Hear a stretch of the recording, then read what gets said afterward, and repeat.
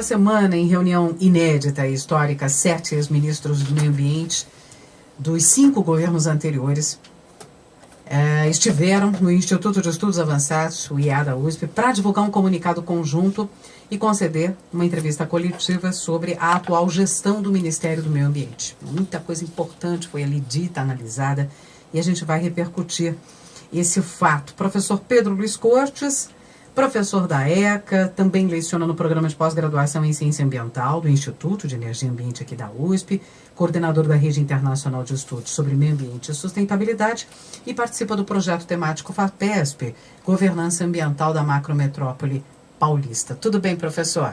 Bom dia, Roxane, bom dia, ouvintes. É um prazer falar com vocês. Uma semana importante para a educação, para a ciência. Nós estamos tendo discussões muito importantes e também na área do meio ambiente, professores. Esse evento, por vários fatores, como eu brevemente destaquei aqui, é realmente inédito, histórico e de extrema importância. Por quê? Sem dúvida. Na história recente da República, nunca houve uma reunião semelhante onde ex-ministros de diversos governos anteriores se posicionaram a respeito da gestão atual de um determinado ministério. E foi o que aconteceu com o Ministério do Meio Ambiente. Participaram da reunião o Rubens Recupero, que foi ministro do Meio Ambiente no governo Itamar Franco, o José Carlos de Carvalho, que foi do governo Fernando Henrique, Marina Silva e Carlos Mink, ambos do governo Lula, Isabela Teixeira, que participou do governo Lula e Dilma Rousseff, José Sarney Filho, que já havia atuado no governo do Fernando Henrique e mais recentemente no governo do Michel Temer, e o Edson Duarte, que foi o último ministro do Meio Ambiente no governo Temer. Também participou da reunião, embora não da coletiva, o Gustavo Krause, que foi ministro do Meio Ambiente no governo Fernando Henrique. E uma coisa que chamou muito a atenção foi a declaração do Edson Duarte, do último ministro anterior, aí, o Ricardo Salles, que ele falou que no processo de transição eles vinham colaborando com a equipe de transição, passando informações do Ministério do Meio Ambiente na gestão Temer para a equipe atual. E uma vez nomeado o Ricardo Salles mandou uma mensagem dizendo o seguinte: olha, não passe mais nenhuma informação para a atual equipe. E depois ele se recusou a receber as informações que o Ministério havia preparado. Então, na prática, não houve transição do ministro do governo anterior para o atual governo no que se refere ao Ministério do Meio Ambiente. Talvez isso ajude a explicar uma série de problemas que nós estamos identificando hoje no Ministério do Meio Ambiente. E em várias oportunidades, os ministros de governos anteriores, que vêm aí desde 1995, aí, pelo menos nos últimos praticamente 25 anos, eles manifestaram uma preocupação muito grande com o desmonte que vem acontecendo no Ministério do Meio Ambiente, com a demissão de uma série de técnicos, técnicos de carreira, não são técnicos que foram nomeados para governos específicos, mas técnicos de carreira que acumulam uma experiência muito grande.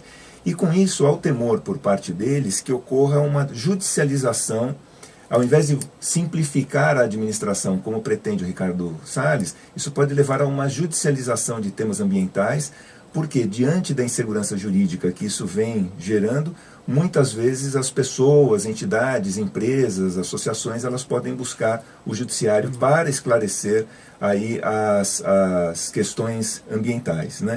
E uma coisa que também chamou a atenção da equipe, que foi mencionado várias vezes, foi a desqualificação das equipes. Parece que o Ricardo Salles ele aproveita aí repetidamente as oportunidades que tem para desqualificar as equipes, seja do Ministério do Meio Ambiente, IBAMA, ICMBio e outras organizações ligadas ao Ministério do Meio Ambiente, e isso talvez aí tenha uma justificativa, ou sirva de justificativa para uma militarização da gestão ambiental no país. Os entrevistados, eles reconhecem que, embora muitos militares possam ter bons conhecimentos de gestão, a grande maioria deles não tem conhecimento ambiental. E isso pode realmente dificultar o desenvolvimento de ações, o desenvolvimento de projetos pelo Ministério do Meio Ambiente. e eles identificam, né, que nós estamos voltando ao século passado. Então nós estamos adotando práticas que já foram abandonadas há mais de 40 anos e persistimos nessas práticas e abandonamos um protagonismo que nós exercíamos internacionalmente em relação às questões ambientais. O Brasil, ao contrário do que se possa imaginar, do que se possa pensar, ele era tido como um exemplo em diversas questões ambientais tratadas em fóruns internacionais, e isso faz com que a gente perca esse protagonismo, essa qualificação internacional, e a gente passe a ser visto com outros olhos. E isso pode ser um grave problema às nossas exportações, porque os consumidores europeus, por exemplo, eles podem questionar se aquilo que eles estão importando do Brasil não teria sido feito com prejuízo ambiental, e podem determinar aí um bloqueio, né, às nossas exportações. Como pediram os cientistas, né? Exatamente. Então, nós não passamos incólumes a esse tipo de situação, e as repercussões podem ser extremamente negativas para o agronegócio. E aproveitando, já falando do agronegócio, é importantíssimo a gente lembrar, ter em mente que até 31 de dezembro do ano passado, nós estávamos batendo recordes de produtividade no agronegócio, com exportações crescentes e tendo como base a legislação ambiental vigente. Ou seja, a legislação ambiental, as normas ambientais, nunca foram obstáculo, nunca foram nunca causaram prejuízo às nossas produções, às nossas exportações. Nós conseguíamos conciliar preservação ambiental com o agronegócio. É claro que há momentos em que nem sempre essa conciliação é possível, há situações em que de conflito, mas de maneira geral a preocupação ambiental, a legislação ambiental nunca foi causadora de um prejuízo à evolução do agronegócio, ao nosso desempenho econômico. Mas o atual governo, né, a atual gestão do Ricardo Salles, ela toma as questões ambientais como um problema sério que precisa ser eliminado, porque isso vem causando... Estaria atrapalhando os negócios. Estaria atrapalhando, o que não é verdade, porque a gente vem batendo recordes de produtividade no setor agrícola, com base nessa legislação. Então, causa muita preocupação, porque ao se arrefecer aí a legislação, né, o governo sendo mais leniente, ele pode causar aí uma retaliação internacional às nossas exportações, acabando por prejudicar o agronegócio, indo na contramão daquilo que ele pretende, né, que seria facilitar o desenvolvimento das atividades agrícolas. O professor Pedro, eu não me recordo qual ex-ministro tocou nesse ponto, disse, olha, essa dicotomia já está superada, essa questão de desenvolver com sustentabilidade, só é assim que pode ser feito, é assim que deve ser feito, o mundo já superou isso. Se não me engano, foi o Carlos Mink. Justamente isso aí, isso é uma falsa discussão. Sim. Daquelas questões de que já foi superado, fumaça embaçando a nossa vista, né? Já está superado isso. Isso.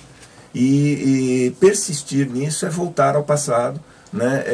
Persistir aí em práticas que eram adotadas ainda há 40 anos, há 30 anos, quer dizer, eles colocam tudo como se fosse uma discussão da esquerda versus direita, mas eles esquecem que muitas das normas e leis ambientais, elas foram desenvolvidas aí ao longo dos últimos 30 anos, ou seja, passou pelo governo do Itamar Franco, passou pelo governo do Fernando Henrique, passou pelo governo Lula, passou pelo governo Dilma, governo Temer, ou seja, você tem aí um prisma, né, de visões ideológicas, de visões de políticas públicas. Isso tudo foi construído ao longo das últimas décadas. E eles colocam isso como sendo uma política de esquerda que eles precisam combater. Então eles abrem mão de todo um diálogo que foi estabelecido ao longo de décadas, né, algo que foi construído aí ao longo de décadas, com uma proposta extremamente vazia e preocupante, porque os danos serão quase que imediatos às nossas exportações. Sim. E só complementando... Sem contar os danos ambientais que isso vai causar. Que efetivamente, né? Isso vai causar, provocar. Né? Eles se reuniram justamente para apresentar uma carta de repúdio, justamente a esse desmonte das políticas de proteção ambiental e desenvolvimento sustentável, que aqui o professor, né, comentou para a gente, muita gente não acompanhou, estava acompanhando ao vivo pelo nosso portal, também pelo site do IEA. Foi realmente muito importante. E o vídeo está disponível no YouTube. Ótima A entrevista sugestão. coletiva está disponível no YouTube. Muito bom. Professor Pedro Luiz Cortes, do Programa de Pós-Graduação em Ciência Ambiental, do IE aqui da USP, que tem o canal no YouTube, O Ambiente é o Nosso Meio. Se você perdeu, pegou esse bate-papo no meio do caminho, pode conferir na íntegra também no canal. Até semana que vem, viu, professor? Uma boa semana a todos. Muito obrigada.